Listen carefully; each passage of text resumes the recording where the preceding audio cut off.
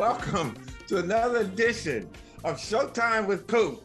Insightful BS with the Laker teammates and NBA legends. Today you get all Cooper Loop. Nobody else today. And I'm waving my Laker flag because all those naysayers and people that don't believe in the Lakers, I'm telling you now, they're going to win the championship. I know when the season started and they lost to the Warriors and they lost to Phoenix, everybody's like, oh, they're in an uproar. Well, the Lakers, again, I have told everybody, all right, that it's going to see me after the All-Star break, and then we'll talk. Right now, the Lakers are sitting in the 7th slot, but the playoffs are a long time away. Yeah, they're Lakers 4 games in. Very, very good basketball team. Thoughts, Ari?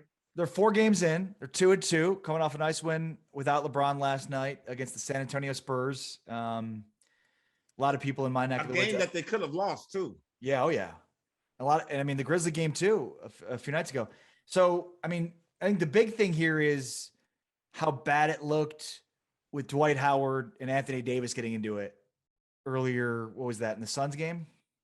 In the Suns game. But you know what? They're going to be, let's go in sections, Ari, okay? We're going to talk about the Lakers rotation. We're going to talk about, obviously, the A.D. Howard skirmish. We're going to talk about Westbrook and LeBron James out on the court at the same time. And last but not least, we'll cover chemistry. And I think all those are important, okay? So let's start out with first the rotation, okay? I think Coach Vogel has a very interesting dilemma on his hands. And it's one I think any other coach would love to have, okay? You got a ton of players. You got a lot of guys that need to play. You got some superstars, aging superstars on other that played in this league. You got what, 3 of the top 75 players on the team. So you got a lot of things that you got to work with. First of all, let's talk about the big 4: AD, LeBron, Westbrook, Carmelo Anthony. I think that is going to be a very, very it's going to be a real sensitive rotation that you're going to have to do, but that's where he's going to have to kind of like filter it and find it out. I think it kind of brought itself to a nice head last night. Obviously, with LeBron out with the ankle sprain, you get a chance to see what Russell Westbrook brings to the team. He's limited with his perimeter shot, but I don't judge a player on that, because the things that Russ do, he's a stat filler: rebounds, assists, deflections, and scoring. You got a chance to see what the Lakers going to really be like. And again, their style of play is going to depend on that rotation when he makes those rotations. So it's 4 games, so it's not a great sample. But I always like to look at NBA Stats has some really good breakdowns of like best lineups, and I go per 100 possessions instead of per game, because per 100 possessions is a better stat because it takes into account it neutralizes pace. Points per game doesn't take into account some teams play faster, some teams play slower. Per 100 possessions, the average amount of possessions in a basketball game, it's a good indicator. So I set that all up to say, so far the lineup that's been most effective, and also also in terms of like they play a lot of minutes together, is LeBron, Carmelo, Rondo, Avery Bradley, and Anthony Davis. That unit together is played at 59 minutes and is at 160 points per 100 possessions. Close to it at 53.7 minutes with 166.7 points per 100 possessions is Monk, Reeves, LeBron, Carmelo, and Dwight Howard. So I guess LeBron and Carmelo so far seem to be the best pairing. It's early, and neither of these lineups include Russell Westbrook, which is also interesting. And see, you're so analytical. I love that about you, Ari. You just got all that going on. I ain't worried about the numbers, but I do believe that those are some interesting lineups. The lineup that I like, that I think that Westbrook could flourish in, I think is Westbrook, Monk, Reeves, Carmelo, and you can either go with AD or Dwight Howard. I like that lineup. That lineup there will let Westbrook be the player he's supposed to be. And I think you're going to have to, it's a fine line between all of that, because obviously LeBron has to be on the floor. But again, going back to what we talked about our rotations, is that it's going to be difficult, and Coach Vogel got to figure this out. And I think those two players, LeBron and Westbrook, got to figure out. Those two, I don't see being successful on the court at the same time. So let me ask you something. And I agree with you entirely on that. How much of this is a feel out period for rotations, and how much does that differ from some of the teams you played on? Now, obviously teams you played on were established, so I think like minutes and rotations were obvious, but I mean, just kind of take me through like how much of the early part of the season will be Vogel trying to figure out his rotations. I think that, like I said, up until the All-Star break, I think it's going to take a while. Some teams, some coaches might take 15, 20 games, 25. I think this is going to take a long stretch, because I think as LeBron looks and sees, I was really watching him last night as much as I could on the bench and what he was doing. He did a lot more talking to players than I've ever seen him talking before. So as he's watching, and who knows? Yes, I mean, the guy fell on his leg or something like that. But LeBron might have said, hey, you know what? This is a chance where I can sit back legitimately. Hey, I'm injured. Nobody can question that. And kind of look at the team from a coaching standpoint, because you see things better on the outside than the inside. So I think it's going to take them some time to figure this out. That's why I say Coach Vogel is a happy thing. Just think if you didn't have players and you only have 4 or 3 players and you trying to figure out true role players and putting them in starting positions, I think that's where you're going to have an issue. But I think it's going to take some time, and I think the Lakers will eventually solve the problem themselves. And right now, I'm only talking about from the offensive standpoint. Defensively, the Lakers are a gem, man. They're going to really assert themselves defensively. They got that 3-prong, 7-foot attack coming again when they had AD, Howard, and JaVale McGee. Well, you throw DeAndre Jordan in there, AD, and Howard, you got that inside attack. And I think that's the reason why they won a championship in the bubble, and why they didn't last year, because now they couldn't allow AD to sit down. He had to be the defensive force. So I think eventually, to answer your question, it's going to take some time to filter this out. And I think when the Lakers get it filtered out and they find a solution, they are going to be very, very tough to beat.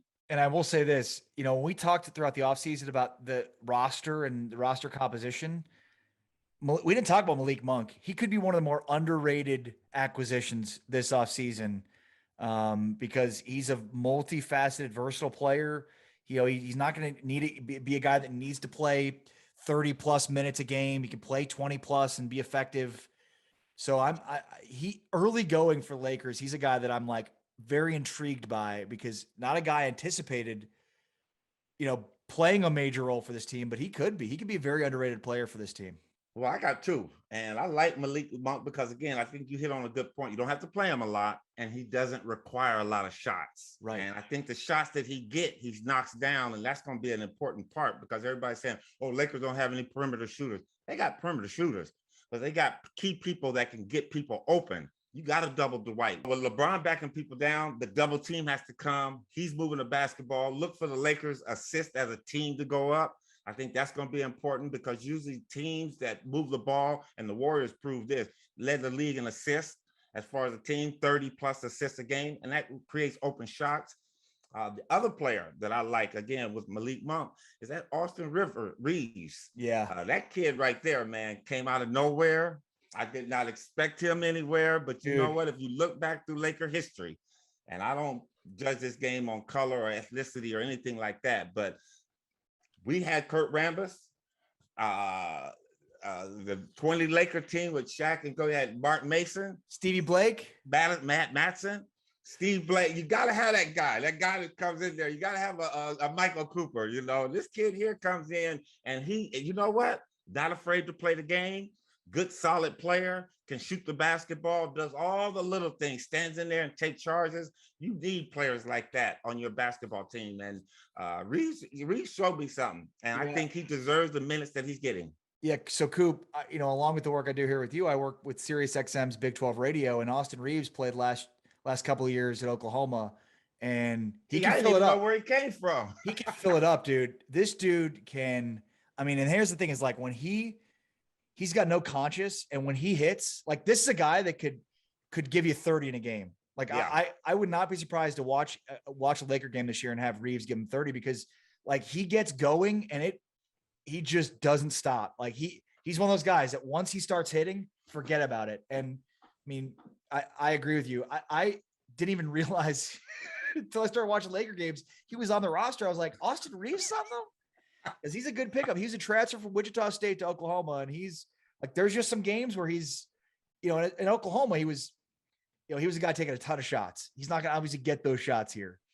But like he'd be 0 for 10 one game, and then he'd go 10 for his next 10. You know what I mean? Like that's just the kind of guy just kind of player that he is. Well, those are the kind of players that the Lakers need because they're the ones that's going to get them wide open shots. And with Monk and Reeves out there shooting the basketball, because they're going to see that basket without a hand in their face 80% of the time. But until people get wise and try not to leave them, then you get what you always wanted. You got AD going one-on-one. You got Carmelo in the post going one-on-one. You got LeBron. So you got some things that really make the defenses have to worry about through the course of a game. But again, back to our rotation question, I think the Lakers are going to figure it out. They'll get it. Yes, there's many lineups. I think with their lineups that they can change, they can also change the style of play. You want to play fast? We'll get a little smaller and still be effective. You want to play half court? We can really play that because then you put AD and Howard or AD and DeAndre Jordan in the game is what they start with. Now they're huge. And the Lakers are going to cause a lot of people some problems. Yep, I agree. What was your next topic? Sorry, I forgot about it. Next topic, AD, Dwight Howard skirmish. We saw that come into foreplay in the Phoenix game. And I think it was because, and you know what? I loved it. I actually enjoyed that because you have to have those kind of things going on in the team. Usually that happens in practice. Out of the eyes of the public. That's usually the difference. It happens in practice. You'll get it. The guys wash it, get it clean. And you know what?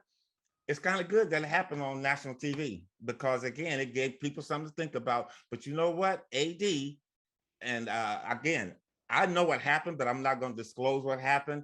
AD went and checked Howard, and I like the way that it happened. The players kind of got in there, but again, it was a matter of him asserting his role because I think as AD's gotten better, and especially after last year's debacle he had going into the playoffs and then getting injured, I think he's setting himself up because he knows one day LeBron's going to leave and he's going to have to take over as the leader of the team. Your thoughts? So, number one, yes, and I know from having covered NBA teams before, like this stuff happens all the time. To your point, it doesn't happen a lot. It happens, but not as often in games. I think fans, they misconstrue what the idea of chemistry is. Like, you're a family in a locker room. You are going to fight. You are going to disagree with each other. You want that. You don't want people that always get along and don't disagree with each other. So like chemistry, I think we have this feeling of like, these guys like each other and they're always getting along. No. Really good teams do that because you've got hard ass personalities that are going to that are going to butt heads from time to time. And you want Anthony Davis holding his guys accountable, and his guys are the big guys. You want him holding that front court responsible. And you're exactly right. It seemed like he's been more tentative, a little bit more passive. So him taking on a more vocal leadership role is exactly it. And you know what? That will make their relationship stronger because you fight, maybe there's a little bit of drama, but after that, it's like, all right, we said our thing. That's it. And now it's all out there and now we can move on. But it was just the timing of it, I think, was so perfect. The timing of it was so perfect because it was like they start 0-2, and it's like, oh God, the Lakers are going to be horrible. Here it is, blowing it up, and it's like, no, not at all. No, you know what?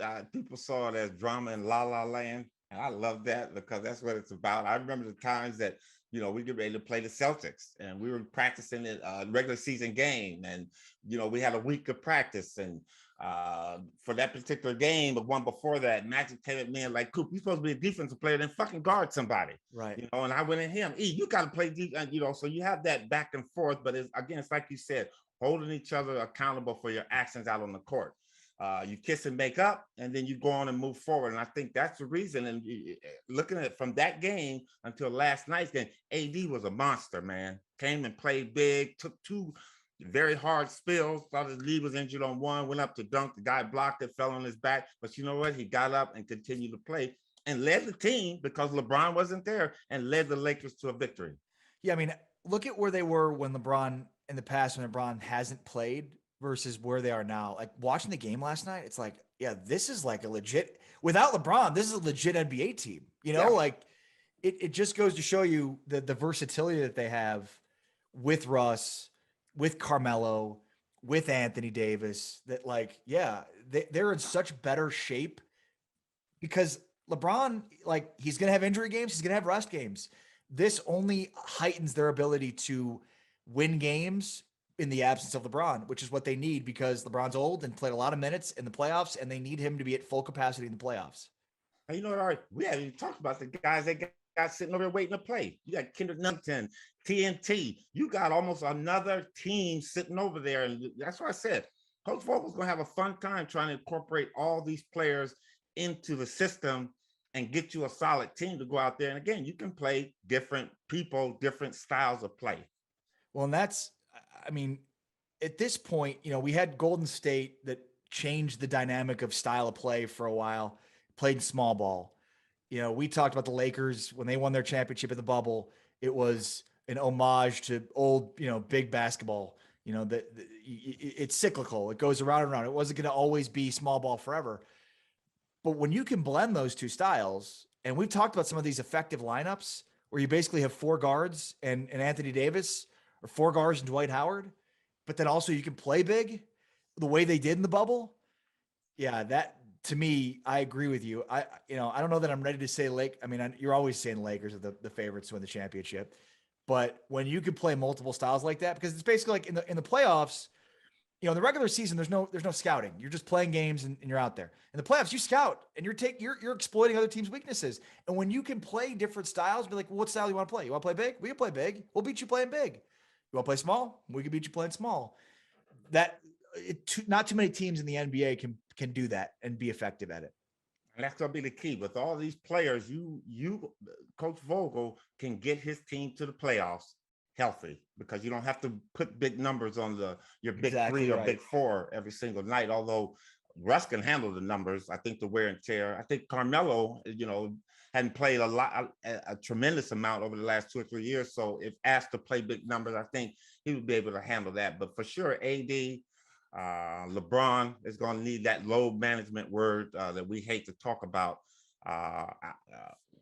through the course of the season. So now that we talked about those two subjects, I'd like to talk a little bit about the teams in the West. And you know what, Ari, I look at the stats, the conference, and you look at the Warriors 4-0, the Jazz 3-0, Mavericks, who I really can't stand, but you love them because that's where you live. The Mavericks are.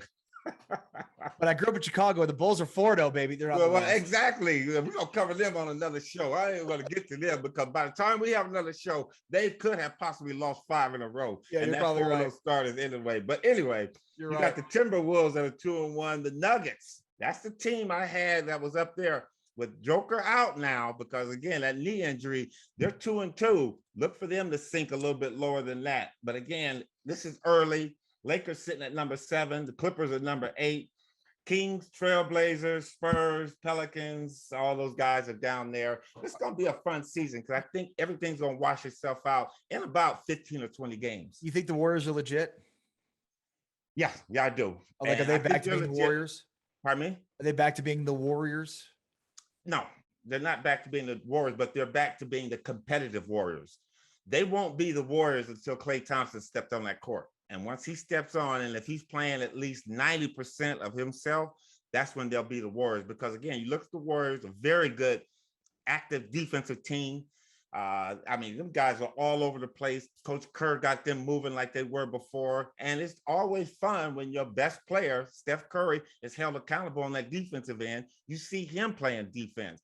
Now, they're the Warriors of year right after Klay of shooting that ball. Because again, Steph Curry is in that zone again, like he was 3 years ago, where everything he threw up there was hitting nothing but net.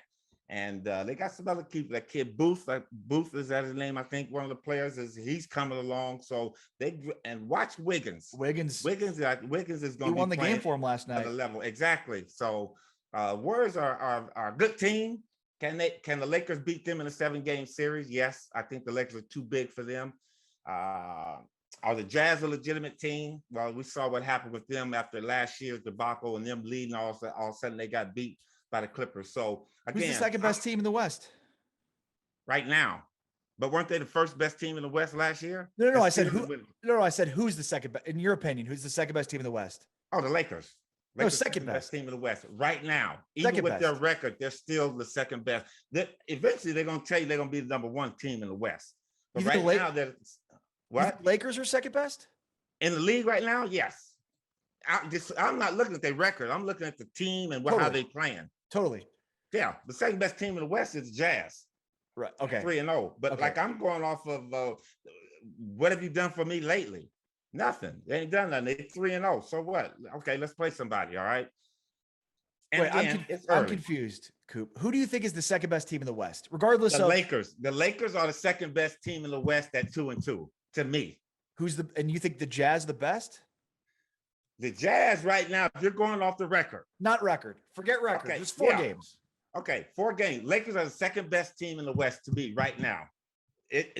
Despite the way they played, that you expected that they were going to have some flaws because they got a bunch of new guys. The Warriors right now are head and shoulders the best in the West right now. Okay, and that goes with their record and the way they're playing. These guys came and beat LA at home, and then the Clippers came up there and got beat too. So you got to give them that. Right now with the standings, they have Utah, Dallas, the Grizzlies. And I think, again, once the Lakers get in tune, they're going to beat all of that. They're going to destroy all of that because those teams are not big enough to deal with the Lakers and their ability to play different styles of play. Who do you see as the best team in the West? Second best team? Yeah, I mean, so the Warriors are intriguing because, like you said, they still don't have Clay and they're 4-0. And they're, I mean, like Steph Curry is out to prove we're still the best. But I like, how difficult is it to come back after being gone that long for Clay? Like, I have no doubt he's going to get back to being a great player, but I guess I'm just waiting to see it first because. But all right, that's why I said if he can come back to 90%, because the type of injury he has requires movement, his jump shot. That Achilles injury is tough to come off of. You can. There have been players that's done it. Kobe Bryant, you can come back, but will you be that player before that injury? I don't think he'll be that player. So if he can come back 85 or 90, they're still going to be a very difficult team to beat. And like, how long does it take to just forget about all that stuff, just to get back to being in the right shape to play in an NBA game? Because you can't practice that. There's nothing you can do to get you in shape other than playing games, right? Yeah, that's it. But I've never had an Achilles injury, and I don't wish that on anybody. But again, I've talked to people that have had that injury. Dominique, that's a tough one to come back because your shooting starts from your feet. You got to have that flexibility and that range of motion in your ankles and in your feet. And then the shot goes through your body all the way to your fingertips, and then it goes back through. So, Clay has the money to get the best. So I'm pretty sure his rehab is going along extremely well. I talked to Michael Thompson a little bit. He won't give me too much because he thinks I'm prying. He's like, Cooper, you're not with the media, are you? I said, no, Mike, I truly care. I remember the guy when he was 5 years old growing up now. So he'll give me just tidbits. But from what Mike is saying, his rehabbing is coming along great. At least Clay is back out on the floor. And I like the way the Warriors are working him. They're bringing him along slow. Don't just throw him out there because he thinks he feels good. Just throw him out there when you feel good about him feeling good with the team. I would say the top 4 teams, regardless of, and obviously the records are probably pretty close here, but I just think the top 4 teams of the West are probably the Jazz, Nuggets, Lakers, and Warriors. In no particular order. Those 4 teams. See, I take the Nuggets out of that. I give it to Memphis. I like Memphis. Memphis is a team. Memphis is they showed me something the other night now. That kid Morant can play. Yeah. Oh, yeah. When they started that game, he made 3 bad errors almost in a row. He jumped in the air, got caught, and ended up throwing 2 of them away. One he threw to his teammate because the shot clock was running down. If he can curb that ability in him to where he wants to get in the air and, at the last minute try to find somebody. And when he did that, the Lakers were able, those 2 turnovers, they came back, and that's when they made their run on him. But that kid can play. That team got a lot of energy, man. They got a system, their offensive system that works extremely well for them. And I think so. To me, Memphis is the fourth best team. I think with Joker out, you're going to really see what this team is about. Again, I hope he's not out too long, because for me, the NBA is only fun when your stars are out there on the floor and you can really see what teams are made about. I actually like San Antonio. I like what he has there. Are they a winning team? They'll win some games. They're not close to winning a championship, but they'll win some games, and they're going to make it interesting for people to come there and play them, and on the road, because with them young kids and the legs, they get up and down the floor. But I'm assuming Jamal Murray is going to be back this year, right? Jamal Murray's coming back at some point, right? Well, they say at some point, but now you got both your stars out, and Joker's never been out, and he is the focal point of their offense. He's the one that brings the ball up the floor sometimes. He's the assist guy. He's the rebound guy. He's the guy gets easy baskets. They're going to miss that, and I think for me, they're going to fall off. But even with Joker there, and let's say Murray comes back later on, I still think that Memphis is the fourth best team in the league in the West. Interesting. So. All right, what else we want to talk about? We talk about chemistry, the Lakers. We can go all day long with the Lakers because that's what I love. I can't wait till the Lakers see the Boston Celtics to really whoop their ass, because the Celtics are garbage this year. Watching them play. Let me ask you something. Has the East caught up to the West? No, not at all. Not at all. I think. Who won the championship last year, Coop? Say that again. Who won the championship last year? Who won the championship? Yeah, that's one team. I don't think. No, I think right now, yeah, you got to give Milwaukee head and shoulders above everybody. If they were to play the Lakers, I think they would lose. Pardon me? How about Brooklyn? Brooklyn without Kyrie is just another team, man. They're average. I watched them. Now you're gonna really put a lot on Durant to do what he does, and I think they're a team that's kind of lost. I was liking the Sixers until the Ben Simmons issue broke out. Now they're just a dismantled team. Yeah, there's no team in the East that can beat the Lakers or Golden State. Milwaukee's the only team, and for some reason, Milwaukee get beat. The championship is coming back out west where it belongs and where it's gonna always belong. That's my thoughts. Okay, you know what? Milwaukee is on a mission, and again, like I said, we'll get into them on another segment. But I'm gonna say this about that team: they are really looking good, man, and they have to play good team basketball, which they're doing. I think their defense is amped up even more. And I just hope, and I knock on wood for any team, that no injuries come up on that team, because it will be nice to see two healthy teams from the East and the West, which will be Milwaukee and which will be the Lakers, play with everybody healthy, and you get a good NBA Finals. We also got the two LA kids, the Ball brothers. They're tearing it up in the East. Lonzo in Chicago and LaMelo now in Charlotte. Man, LaMelo is incredible. Have you watched him play much? Yeah, I like him. And my question is, how you let your little brother be better than you? That's my question. But you know what? Both of those kids can play, and I think Lonzo in Chicago, that's a good fit for him. I think it's a new beginning, a new team. He's not looked on to do a lot over there. I think what's the kid, Zach? Zach LaVine. They've got some another LA guy, DeMar DeRozan. It takes a lot of pressure off of him, and he can just kind of like settle down and be the player that he wants to be. A facilitator, score when he has to, but he's not asked to do a lot. Now his brother down in Charlotte, that kid there, if they ever get some talent around him, they're going to blow up, because he is the ideal fit for that situation. He's a showman. He's going to come out and entertain you. And I wonder how I would do if I had to guard him. I'd lock his ass up. That's what I would do. What you talking about, Coop? Come on, man. Pat my own self on my back. Nobody else is doing it lately. MJ finally got a pick right. Good for him. What? MJ finally got a pick right. Good for him. You know what? Mike is slowly but surely putting that team together. He's understanding how it works now. But no, those are teams. But we'll get into the East next segment. All right, that's it for Showtime with Coop. Anything you want to say, Ari? No, man, you're the best. I'm excited. The NBA season is here. It feels like a return to normalcy. You know, we had the bubble last year. There weren't fans, so now fans are back. Like, it just feels good to be back to normal. And I wish everybody would just adhere to what we got to do, or your beliefs, and not push anything on. But I really wish Kyrie would come on and play, man, because again, you're missing a great player. that could really add. He adds that luster to the NBA, and he's a player that I enjoy watching. He's one of my favorite players. But again, you know, he has to do what's best for him. But yeah, I'm with you, Ari. The NBA is back in full effect. I rushed to get home now to see TNT because I love Charles Barkley. I love listening to him.